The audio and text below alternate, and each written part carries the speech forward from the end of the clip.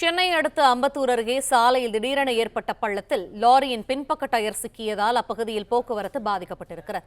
இது தொடர்பான மேலும் தகவல்களை எமது செய்தியாளர் இலக்கியகுமார் வழங்க கேட்போம். இலக்கியகுமார், தற்போது அங்கு இருக்கக்கூடிய சூழல் என விரிவான தகவல்களை பகிர்ந்துக்கோங்க. சென்னை அம்பத்தூர், கள்ளிக்குப்பம், மேனாம்படு, புதூர் உள்ளிட்ட பகுதி மக்கள் பிரதானமாக பயன்படுத்தக்கூடிய கருக்கு சாலையில் மெட்ரோ குடிநீர் குழாயில் அடைப்பு ஏற்பட்டு வெடித்ததன் காரணமாக திடீரென்று ராட்சத பள்ளம் ஏற்பட்டுள்ளது. அப்போது அந்த சாலை வழியாக சென்ற இருசக்கர வாகனம் பள்ளத்தில் விழுந்து விபத்துக்குள்ளானது. அதன் பின் வந்த லாரியும் பள்ளத்தில் சிக்கி அந்தரத்தில் தொங்கியபடி நின்றது.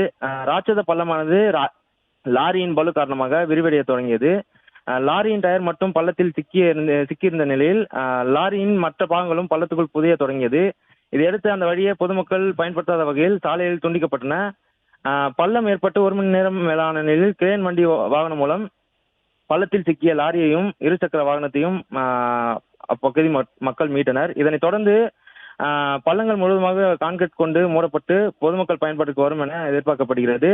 இதில் முன்னதாக இருசக்கர வாகனத்தில் வந்த தனியார் மருந்தக உரிமையாளர் தவறி விழுந்த நிலையில் சிறிய காயங்களுடன் அவரை மீட்டு அருகில் உள்ள மருத்துவமனையில் சிகிச்சைக்காக அனுமதிக்கப்பட்டுள்ளார். ஆனால் விபத்து ஏற்பட்டு 1 மணி நேரத்துக்கு மேலாகியும் அம்பத்தூர் மண்டல அதிகாரிகள் வரவில்லை என பொதுமக்கள் குற்றம் சாட்டியுள்ளனர். இந்த நிலையில் பிரதான சாலையில் பயன்படுத்தப்பட்டு வந்த கருக்கு சாலையில் திடீர் பள்ளம் ஏற்பட்டு அதில் சிக்கிய லாரியும் இருசக்கர வாகனத்தையும் மீட்ட சம்பவம் பெரும் பரபரப்பை ஏற்படுத்தியுள்ளது.